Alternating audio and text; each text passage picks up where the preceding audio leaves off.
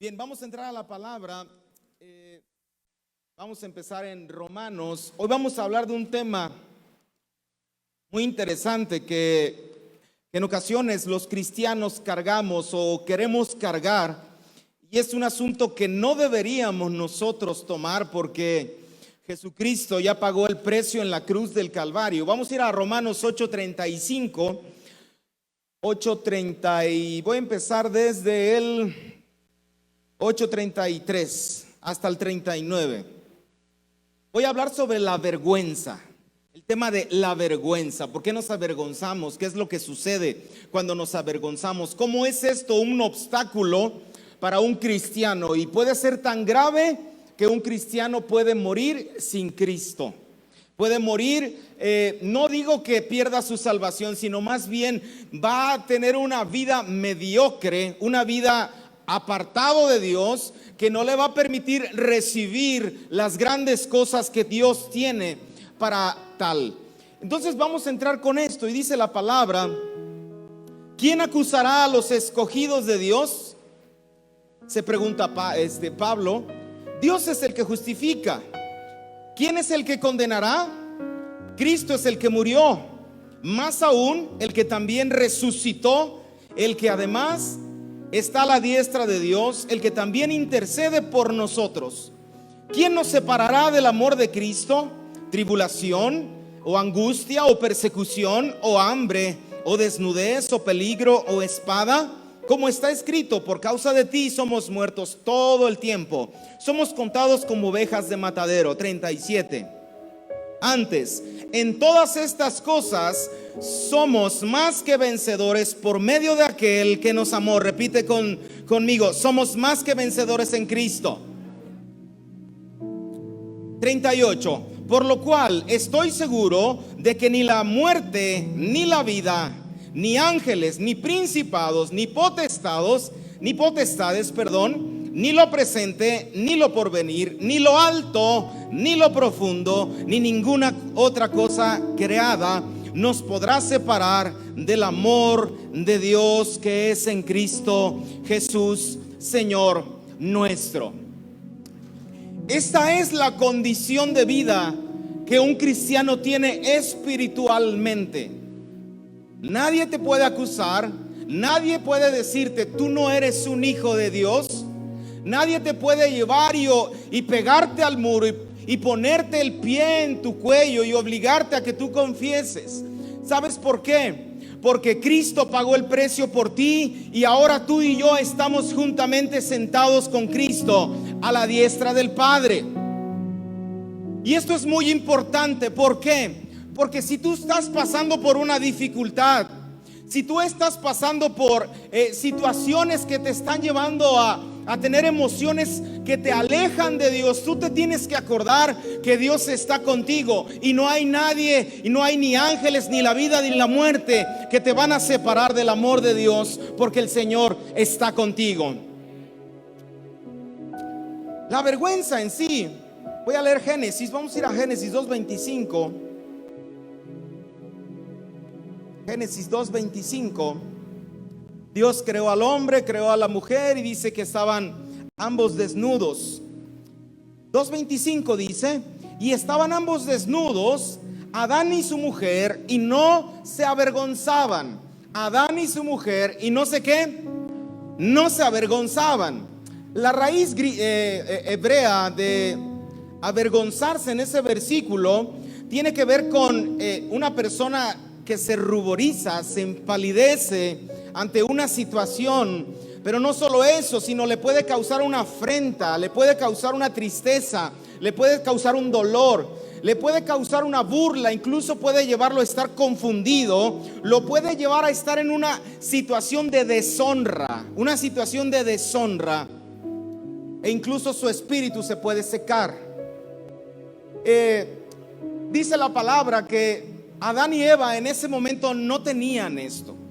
Sin embargo, después de que pecan, aparece entonces la vergüenza, aparece el miedo, aparecen un sinfín de emociones que van a procurar separar, que van a hacer que nosotros no nos sintamos dignos de venir ante la presencia de Dios.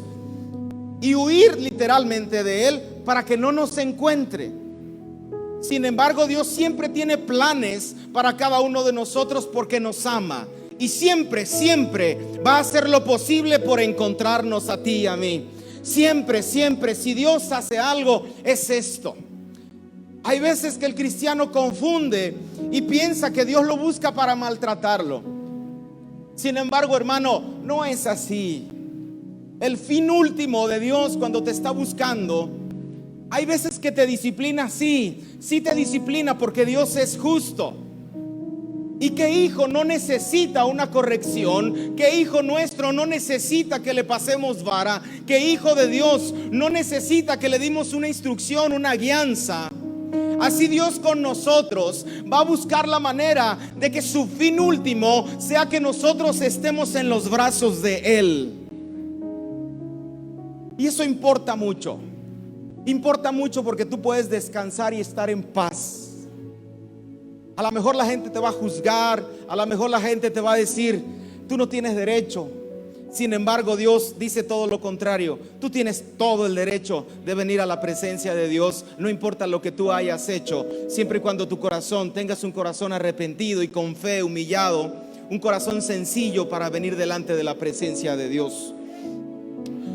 Ahora, según el origen, cuando pasan estas emociones de vergüenza que suceden en nuestra vida, pude encontrar tres factores.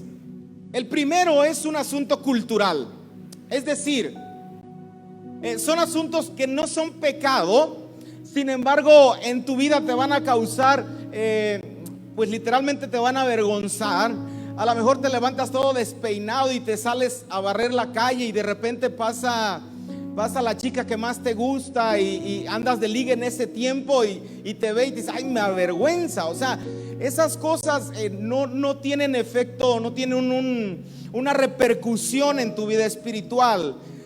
Dependen exclusivamente de la cultura, dependen de la educación, dependen de otros factores que no tienen que ver tanto con lo espiritual. Ese tipo de vergüenza no es la que vamos a hablar en esta noche.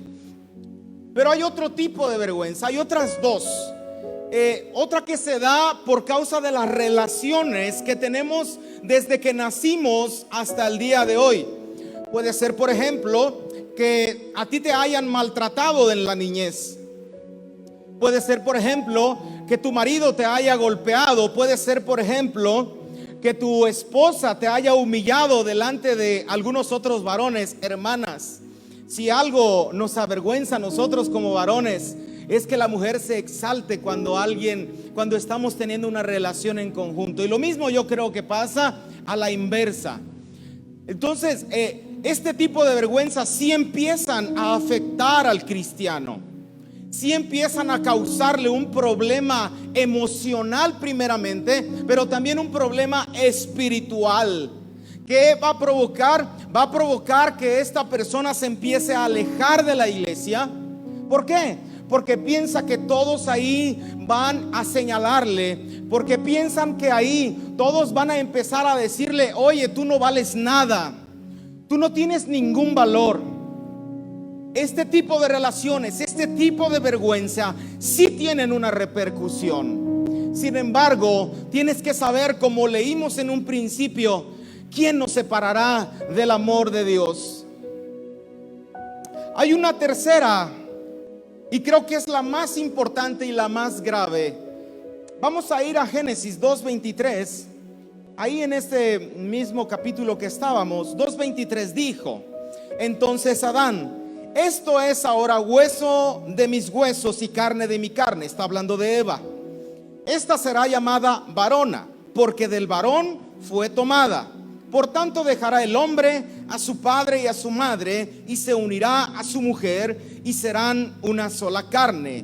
Y estaban ambos desnudos, es el verso que leíamos, y no tenían ninguna vergüenza. O sea, no se preocupaban del qué iban a decir de mí, sino que el hombre y la mujer se presentaban tal como eran. Y no solo el hombre y la mujer, sino como matrimonio, como una sola carne que eran, podían venir delante de la presencia de Dios sin ningún obstáculo. Es decir, Dios se paseaba por el huerto del Edén todos los días, estaba la presencia de Dios con ellos, y Adán y Eva no tenían un pretexto para esconderse, todo lo contrario, anhelaban estar delante de la presencia de Dios.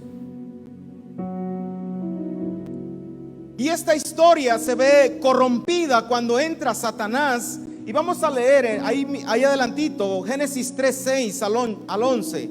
Dice la palabra: y vio la mujer que el árbol era bueno para comer, y que era agradable a los ojos, y árbol codicioso para alcanzar la sabiduría, y tomó de su fruto y comió, y dio también a su marido, el cual comió así como ella.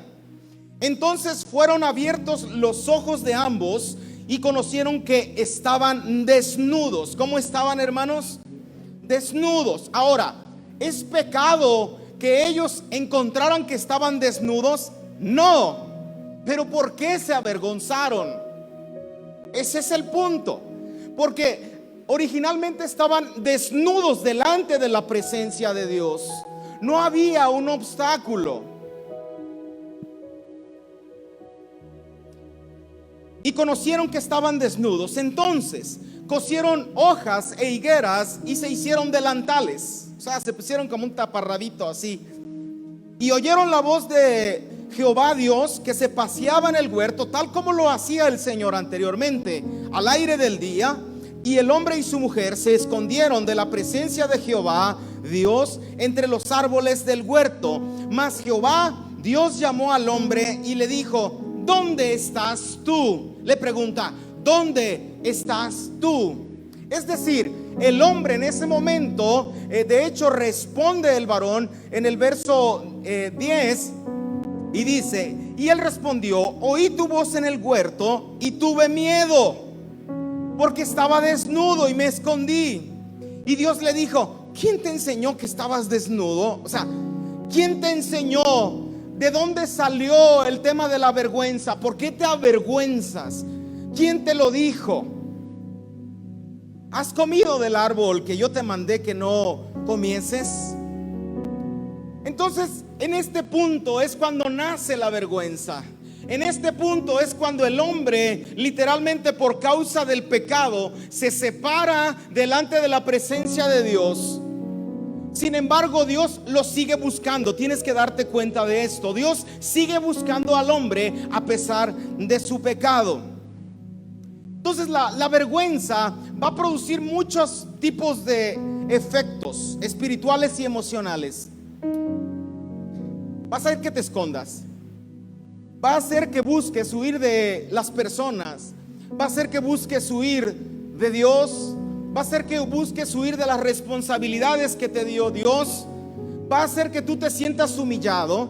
Va a hacer que tú te sientas alejado. Va a hacer que te sientas inmerecedor de lo que Dios dice que tú eres, de lo que Dios dice que te da. Va a hacer que tú te sientas la peor persona, porque no vas a querer que te descubran. En este sentido, tú puedes analizar el estilo de vida que tú llevas. Y yo he podido ver con mi propia vida, no voy a decir con personas del exterior, yo puedo ver cómo cuando uno tiene vergüenza, y estoy hablando de este tercer punto, de cuando uno comete pecado. Porque dijimos que hay vergüenza que pues es cultural y esa no pasa nada. Hay otra que es porque te lastimaron, ya pasa. Pero hay otra que es por causa del pecado, tal como hizo Adán y Eva. Cuando pasa esto, yo he visto en mi propia vida que busco esconderme, que busco que no me descubran que yo he pecado, que busco que no me descubran que yo he hecho tal cosa, porque si no, yo tengo miedo de que me vayan a juzgar. Y este es un paso muy grave en el hombre. Porque esto es precisamente lo que le pasó a Adán y Eva en un principio. Leemos la historia y en ocasiones decimos: ay, Adán y Eva, qué gachos, ¿por qué se escondieron? Sin embargo, esta parte, esta acción es algo que tú y yo hacemos muy constantemente delante de la presencia de Dios. No hablemos solo de los hombres. No hablemos de que me van a juzgar, me van a condenar. hablemos de las cosas de Dios. Hablemos de que nos escondemos para que Dios no nos sane. Hablamos de que tratamos de llevar una vida fingida, ¿sí? Una vida fingida, una santidad y una pureza fingida, para que los demás no digan que yo soy un pecador. ¿Cuánto más cuando una persona es un líder? ¿Cuánto más los padres de familia? ¿Cuánto más los hijos?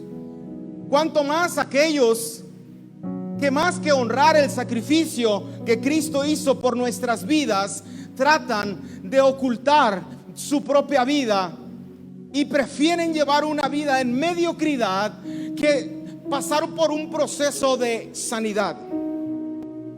Sin embargo, Dios tiene preparado planes para cada uno de nosotros.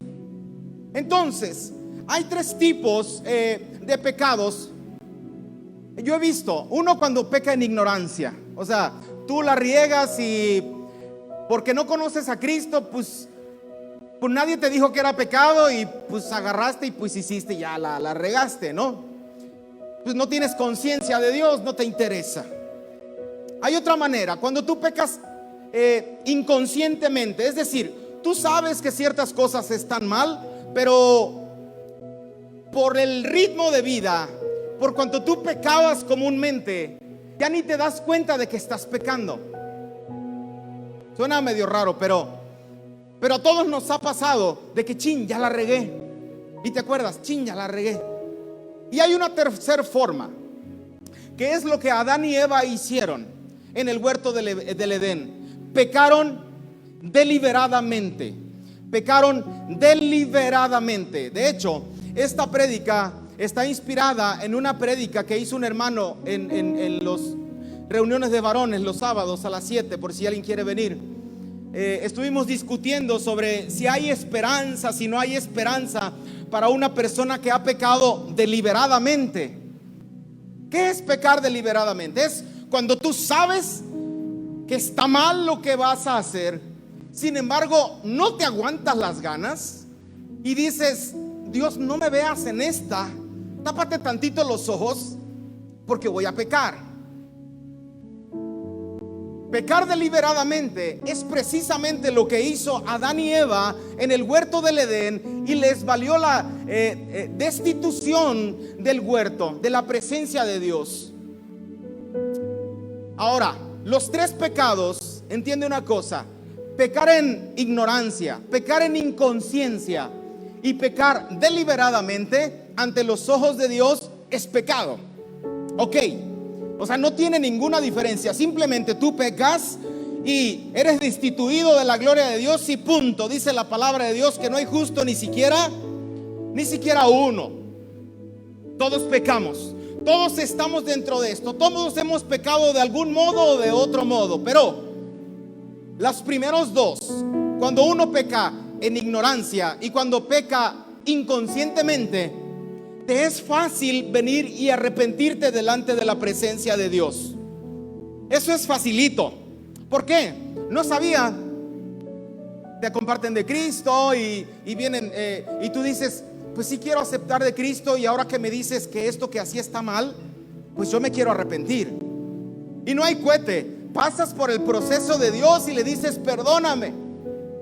Inconscientemente también, cuando pecas de este modo, también no hay mucho problema. Chin, la regué, y de volada vas, doblas rodillas, te pones a cuentas, o si ofendiste a tu esposa, vas y te pones a cuentas, haces lo que tengas que hacer con tal de que la presencia de Dios siga constantemente en tu vida. Pero la tercera manera, pecar deliberadamente, es un problema para el cristiano. Es un problema para los que estamos aquí, y va a seguir siendo un problema hasta que venga Jesucristo. En esta noche, ojalá y puedas entender y puedas creer lo que Dios tiene preparado para ti. El pecar deliberadamente, ¿cómo te lo puedo explicar? Va a hacer que tú te escondas. Va a hacer que tú desprecies lo más valioso que ha dado por ti el Señor, que es su Hijo unigénito. Pecar deliberadamente Va a ser lo más difícil para ti arrepentirte. Va a ser lo más difícil. Y sabes, yo he pecado deliberadamente y yo sé que tú también. Pero venir a arrepentirte delante de la presencia de Dios, cuando haces este tipo de actos, es una bronca. ¿Sabes por qué? Porque el corazón es muy engañoso, dice la palabra de Dios. El corazón, yo peco y al rato me arrepiento. No pasa nada. Bueno, de hecho la palabra de Dios dice que el Señor murió por todos nuestros pecados. Estamos de acuerdo. Pero la condición de Dios que tiene para salvación a cada uno de nosotros no es de que tú peques deliberadamente. La condición de Dios para que tú seas salvo de la ira, seas salvo en el juicio eterno, en el juicio para una condenación eterna, es de que tú vengas arrepentido y creyendo que el Señor ha dado la vida por ti y por mí. A ver, aquí es el meollo del asunto.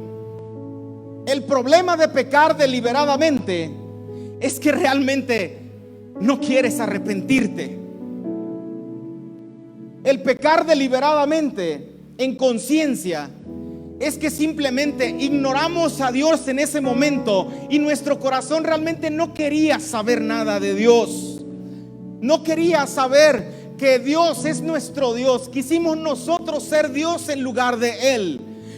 Quisimos nosotros mismos venir y tomar el control de nuestra vida sin importar de que Dios nos había dicho que eso nos traería un juicio. Entonces eso es un gran problema, porque venir delante de la presencia de Dios en esa condición, hermano, es muy difícil que tú te arrepientas. Ahora, ¿se puede? Sí, claro, a algunos se le da, sí se puede, por supuesto que sí. Pero el problema de todo esto es que tú tengas un corazón arrepentido. ¿Por qué crees que en ocasiones, hermano, vienes delante de la presencia de Dios y le dices: Señor, perdóname? Y luego los 15 días, Señor, perdóname, otra vez de lo mismo. Y luego pasa un mes, ay, Señor, perdóname porque creo que no me he arrepentido. Y luego pasa un año, ay, perdóname, Señor, ya no puedo salir de esta. ¿Sí me estoy dando a entender? Entonces es una bronca, es un broncón. Vamos a ir a Hebreos y voy a citar este mismo verso que este hermano citó. Hebreos 10:26. Hebreos 10:26 al 29. Ok, dice: porque si pecáramos voluntariamente, después de haber recibido el conocimiento de la verdad, escuchen, ya no queda más sacrificio para los pecados. Ay, ay.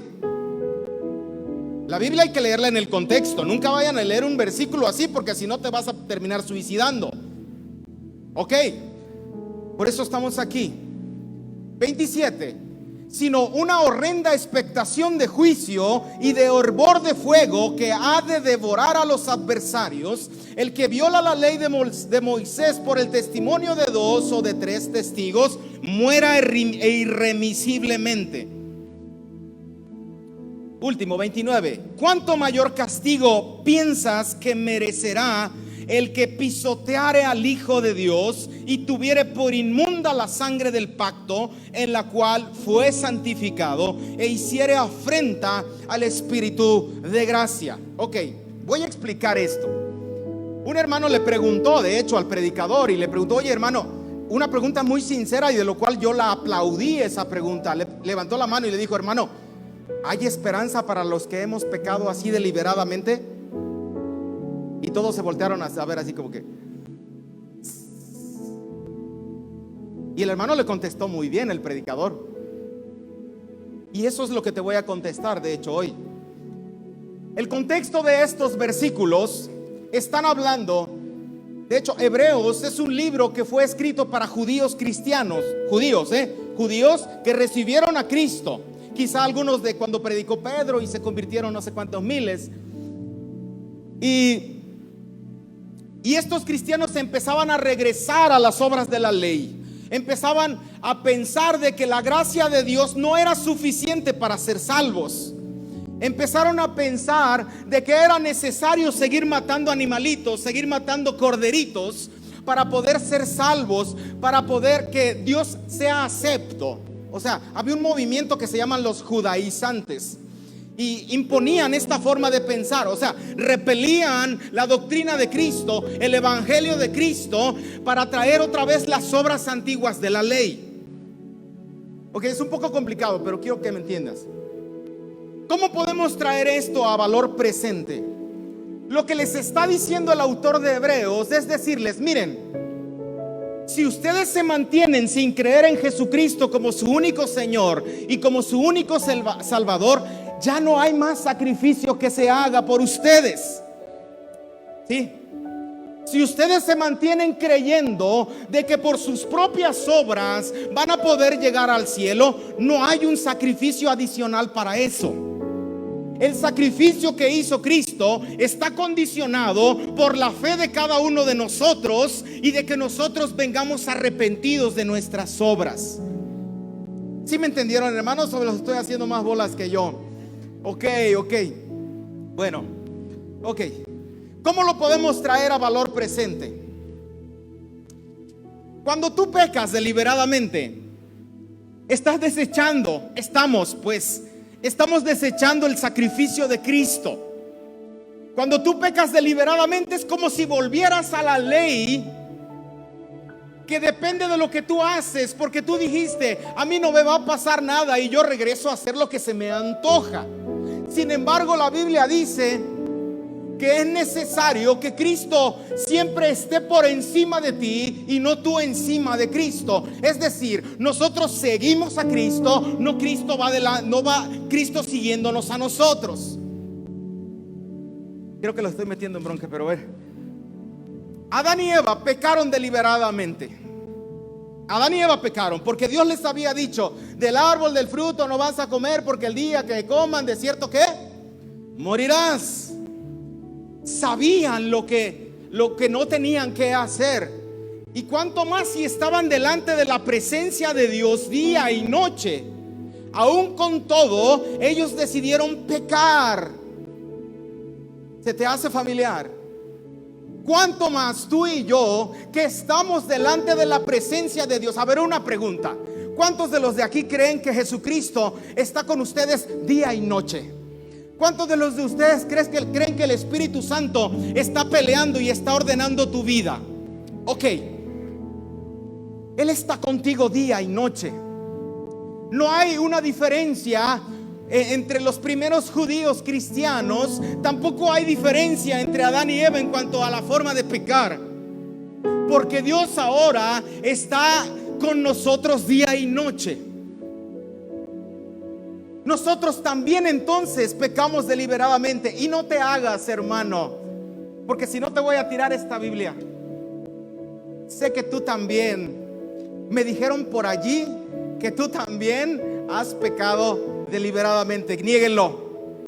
Ok, hemos pecado deliberadamente. Ahora,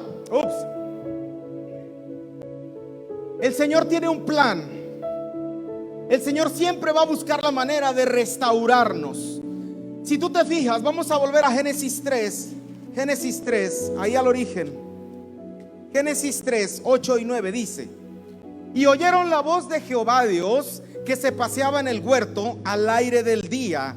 Y el hombre y su mujer se escondieron de la presencia de Dios, de Jehová Dios, entre los árboles del huerto. Mas Jehová Dios llamó al hombre y le dijo: ¿dónde estás tú?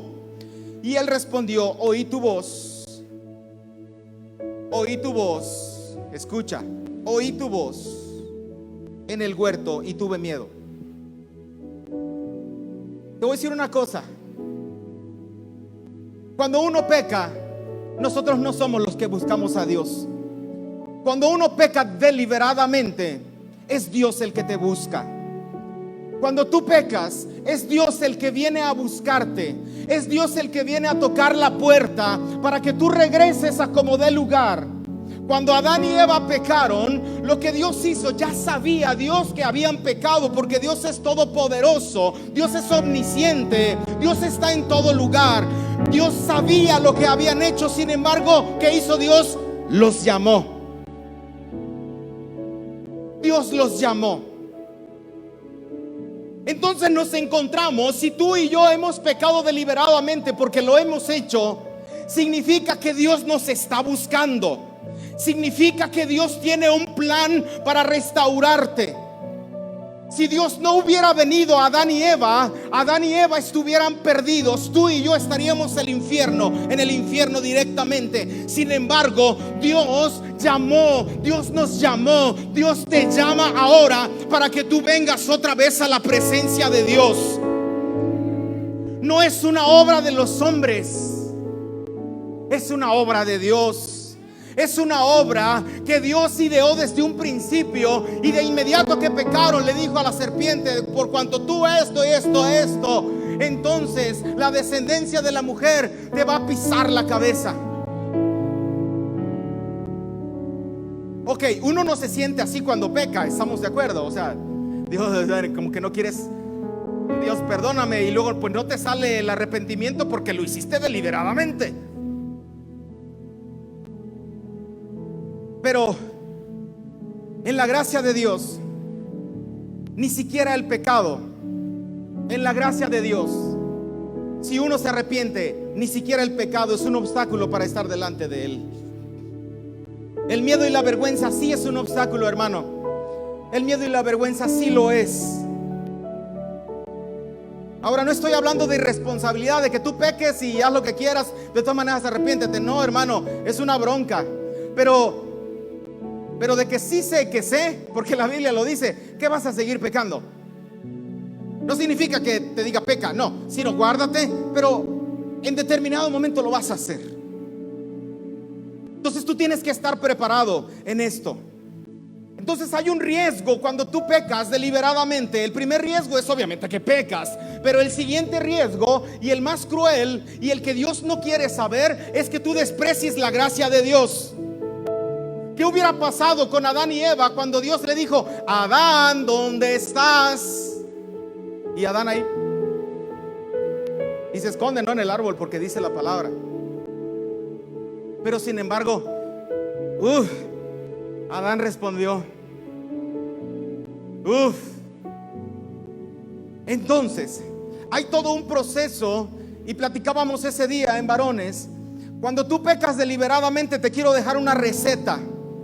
Te la quiero dejar a los varones, pero también a las mujeres, porque me dijeron por ahí que también pecan. No sé si sea cierto. Cuando peca uno deliberadamente, uno prefiere alejarse y confiar en nuestros propios métodos. ¿Cuántos cristianos, cuántos líderes son descubiertos por pecados que hicieron? Y digo son descubiertos porque lo único que hicieron fue ocultar el pecado, fue ocultar aquella condición que los alejaba de Dios. Se paran aquí enfrente, pero están llenos de pecado. ¿Cuántas personas han caído por causa de querer ocultar una condición en la que Dios ya tiene una solución? ¿Cuántas personas prefieren llevar una vida de ignorancia, una vida de oculta, una falsa santidad en sus vidas, por despreciar las cosas que Dios tiene? ¿Qué te estoy diciendo? Lo que Dios quiere de ti, y lo ha querido desde un principio, es que tú asinceres tu corazón y vengas delante de la presencia de Dios y le digas: Señor, aquí estoy. Padre, yo pequé delante de ti, necesito de ti, ayúdame.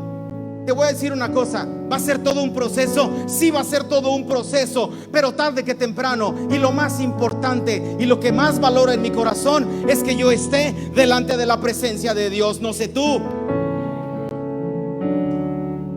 El pecado endurece el corazón. Y ponte a pensar de una vez, porque es necesario que te empiece a caminar la ruedita con el ratón. Dice: no te hagas. Por ahí tienes cositas que has estado ocultando. Y no solo eso, sino que te haces el más espiritual de todos. Te haces el más persinadito, con tal de que no sepan lo que tú estás haciendo.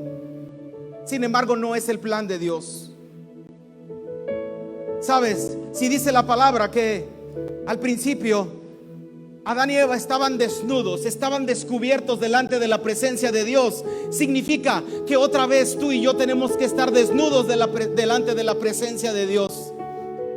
El hombre le atemoriza, lo dice desde un principio, le atemoriza. Sin embargo, es necesario que nosotros delante de Dios lleguemos vulnerables.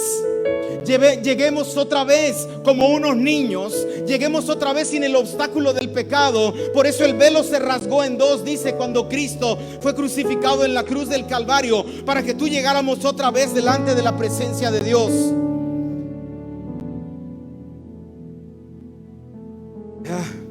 La vergüenza de apartarse como síntoma es un síntoma solamente de que estamos alejándonos de la presencia de Dios. Si permanece la vergüenza, es porque algo raro, algo anormal está pasando. Santiago 15:16, no vayamos ahí, dice que es necesario confesar los pecados para que seamos sanados. Conclusión, recomendación última y nos vamos. Si tú estás pasando por una condición de la que yo te estoy hablando ahora, te aconsejo que confieses el pecado. Hey, hermano, si tú estás pasando por una cosa así, acércate con alguien de mucha confianza, por favor, de mucha confianza, y confiesa el pecado que tú hiciste. ¿Sabes por qué? Porque el pecado tiene que ser descubierto y tú tienes que quedar desnudo delante de la presencia de Dios. No te hagas el valiente. No te hagas, ya me arrepentí, cuando tú sabes que lo hiciste deliberadamente. No te hagas. Yo he pasado por ese proceso. Fíjate, a lo mejor algunos van a acercarse contigo y te van a confesar algunas cosas. Por favor, no vayas a usar eso en su contra. No vayas a usar lo que te van a confesar, porque sabes, nosotros somos luz en medio de las naciones. ¿Estamos de acuerdo? Entonces van a venir contigo y te van a decir: oye, esto no lo vayas a usar en su contra. ¿Sabes? Porque Dios no hizo así contigo y conmigo. Dios no hizo eso. Todo lo contrario. Él vino, nos llamó, nos buscó y de un plan entregó a su Hijo Jesucristo, y ahora estamos aquí. Nos ponemos en pie.